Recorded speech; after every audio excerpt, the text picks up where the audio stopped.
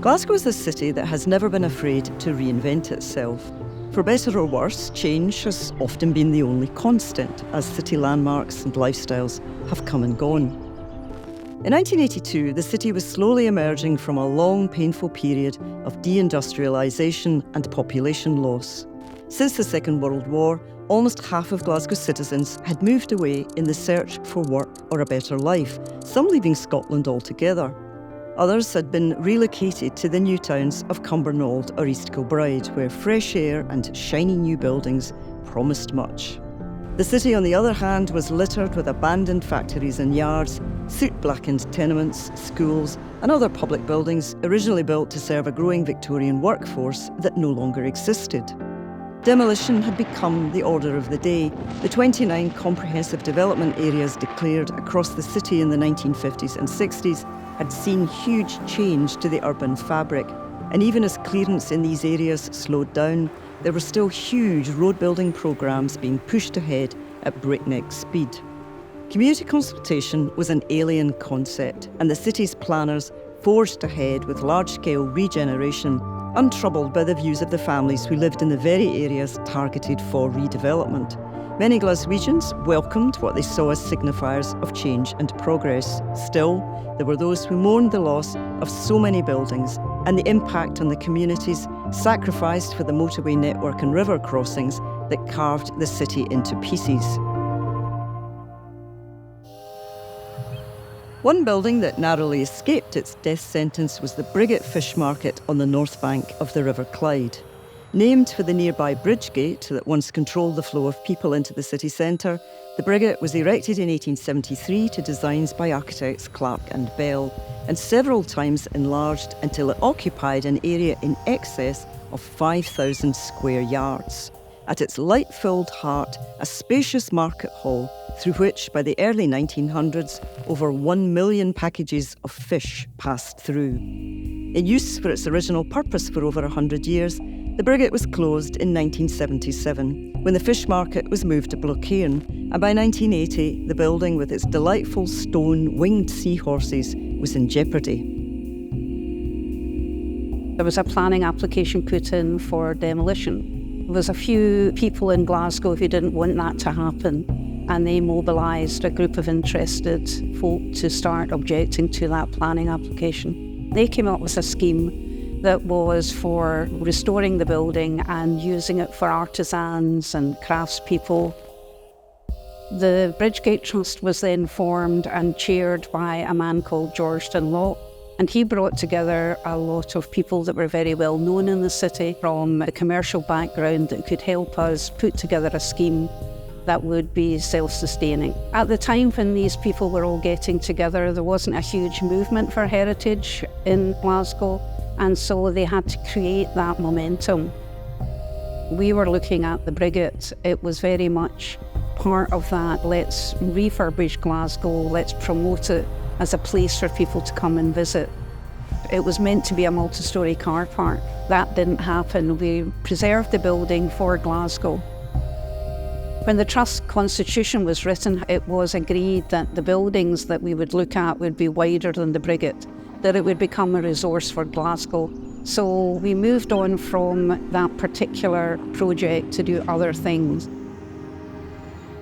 In 1991, the Bridgegate Trust became Glasgow Building Preservation Trust, its mission to preserve and repurpose the city's built heritage.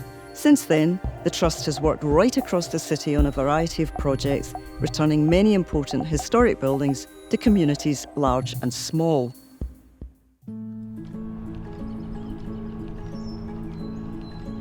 Castlemilk Stables was built around 1794 by the Stirling Stuart family, whose ancestral home was Castleton Tower, and around which was built the baronial Castlemilk House. The stable block, with its courtyard arrangement and cupola-topped clock tower, was an unashamed monument to the family's fortunes and status.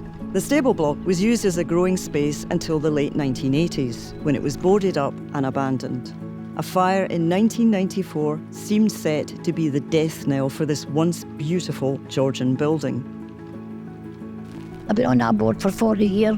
I live in the community, and that was one of the things that made us fight to save this building. The impact on the renovation of the building for the local community was fantastic. When we told them what was going to happen, what we were going to do once the building was renovated and the building was theirs.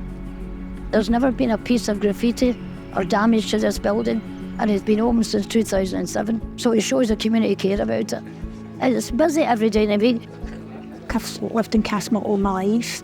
I vaguely remember sort of Castlemont House and that being here, but I more remember the stable sitting derelict. It always said private, no trespassing on it, so it was nicknamed the Private within the area. But they had a plant nursery and they would grow plants for the district council. Like every other young one then, we all kind of sneaked in the hole in the fence and took a couple of plants home. When I seen it starting to get developed, I just thought, my God, I thought they were going to just take the whole front away and it was all going to go. But when I seen what they were doing with it and then I seen the result, and to be inside that building is just amazing to think of where it was. And I think for me, even although I'm born and bred in Castlemont, it made me want to find out more. So the objectives were to do something for the community, and I think we've actually done that. It was a pile of rubble, and to see it now, and then winning the best building in Scotland award. You don't get many places that get that in a housing estate. I'm getting ready to go on the board of directors now. This place has done wonders for me. It's made me who I am today. It's given me back the life that I had before I took ill, and I owe them everything. Historic buildings that are considered for renovation projects were originally built to last, to stand the test of time. And when they fall into disrepair, it's usually because the purpose around which they were designed is no longer required. Almost always, new, viable, sustainable end uses must be found before restoration can begin. Renovation projects that restore historic buildings in fulfilment of their original purpose are relatively rare. Kelvingrove Bandstand was built in 1924 and could hold up to 3,000 spectators. A wide variety of acts graced the stage, from comedy and big bands to ballroom dancers and bagpipers. With punk in the 70s and pop in the 80s, the bandstand continued to draw crowds. By 1992, the deteriorating condition of the amphitheatre provoked calls to close it, but a long campaign by the community eventually saw an approach to Glasgow Building Preservation Trust in 2011. The Trust completed the project in 2014 in time for the Commonwealth Games. It was great having awesome audiences, but I think there's a lot of venues you go in and you go down the stairs and you're in the basement and they're quite similar, and like something like the bandstand, something that's got a bit of history in it, that looks amazing, that looks like it's been there forever. I love the fact that it's in the middle of the park. The summer you walk through, and even when there's no shows on, it's a great place to just chill out. But then it's transformed at night and you've got all these legendary bands playing in it. We've never played the bandstand, and it's actually on my bucket list as a place to play. So I'm chuffed that tonight I'm going to take that off.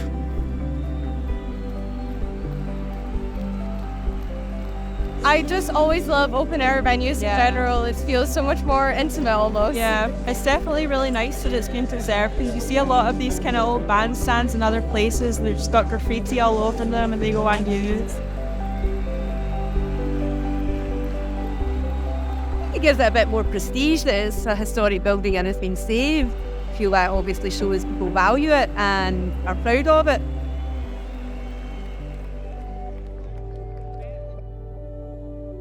Heritage projects have the capacity to capture the imagination and become cornerstones for community building and renewal, creating new spaces and places and stimulating regeneration. But the significant impact comes at a price, a continuing and growing challenge for the sector. I think the funding landscape's changed quite seismically really in the last 3 or 4 decades. The biggest impact has been the lottery, without a doubt, mainly because of the amount of money it's brought to the table for heritage projects, but actually as well because you have to really work with the community. You have to show how you're engaging and you have to show what those outputs are going to be. Funding, to my mind, has by no means kept pace with the demand and the extent of the problem, and the fact that building projects now are so much more costly to do. Despite the challenges, there remain projects in development across Glasgow being championed by community and cultural organisations. For those pursuing historic restoration projects, these buildings are steeped in memories and stories. They're anchors to a place and time, the value of which cannot be underestimated. One building that hopes to be rescued from the at-risk register soon is Whitevale Baths in the east end of the city. First opened in 1902, the new facility included separate men's and women's swimming pools, hot baths and showers, and a steamy wash house with 66 washing stalls. Sadly, the pools were closed in the 1970s and the buildings began to deteriorate rapidly. The pool and steamy parts of the building were finally demolished in 2015. Glasgow Building Preservation Trust are working with Peak and Glasgow City Council to investigate if the building can be repaired and upgraded for use by the community. Peak is a children's charity based in the East End of Glasgow, but we operate across the city. We support children, young people and families impacted by poverty and inequality. Actually, before a large part of it was demolished, I used to have a Gallagate tenants hall. So from the age of 5, 6, I used to come along to that with my granny when she went to go and vote in the polling station, when they had their wee bingo nights and their community fun days and gala days. And so this is very important for us, that we keep that old aspect and the history and the heritage of Whitevale Baths. So when we're developing the building, we want to keep as much of the heritage as possible, in addition to building onto the footprint of the building and making it more modern. But it's important people don't forget what Gallagate used to be like 100 years ago and how we build it into the future. A lot of residents would probably like to see something happen because it's been lying like that and it's just obviously decaying now. My granny used to stay in the Blue Vale flats, so we used to go in there when she was taking her laundry in and we would get into swimming baths. I just remember the old cubicles, a lot of old memories in there.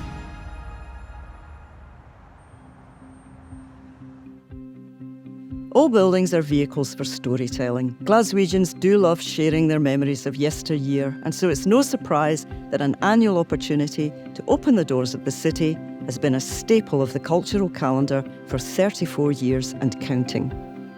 When I started Doors Open Day, the concept was really simple.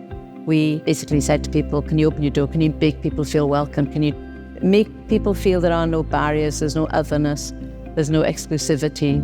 It grew and grew, and you found you had almost a club of building baggers, as we called them, that would come every year and get 7 one year and then look for those buildings, have them ticked off, look for the next. Civic events play an important role in providing a platform for discussion about regeneration of the city, a discussion that has rumbled on for generations. The main quality and need for delivering a project over the 40 years is, in my view, tenacity and doggedness. Just keep at it the whole time. People come and go. It needs, at the end of the day, the community to find its own lead on these things. It's a long, long, long gestation period from the point of finding a building and then assembling the idea and the funding and the design genius, usually, that comes to make that building something else.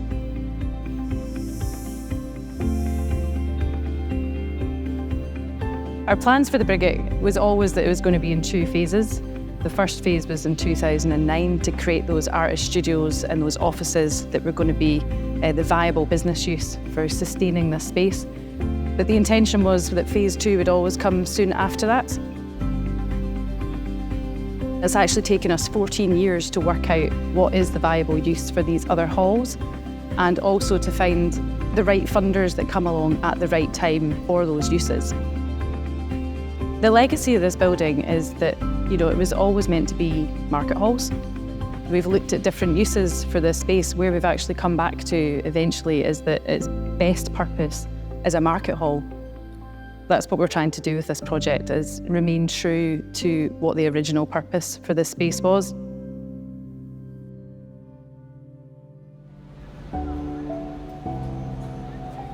Change will continue to be the constant in Glasgow's development. As we move forward, we need to nurture a deeper and ongoing connection between the city's assets, its culture, its communities, and its heritage.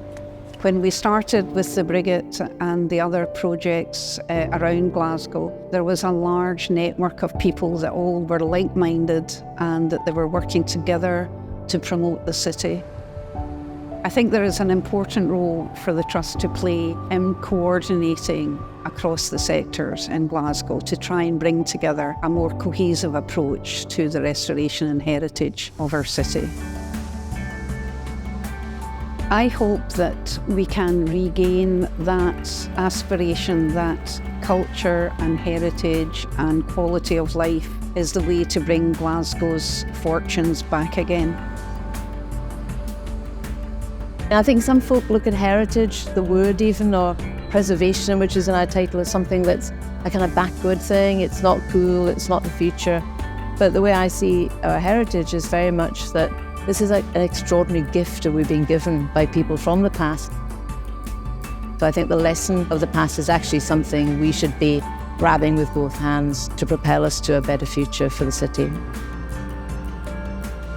During an interview in the early 1980s about the regeneration of Glasgow, the Scottish comedian Craig Ferguson was asked what he thought about the city. He answered, "It'll be great when it's finished."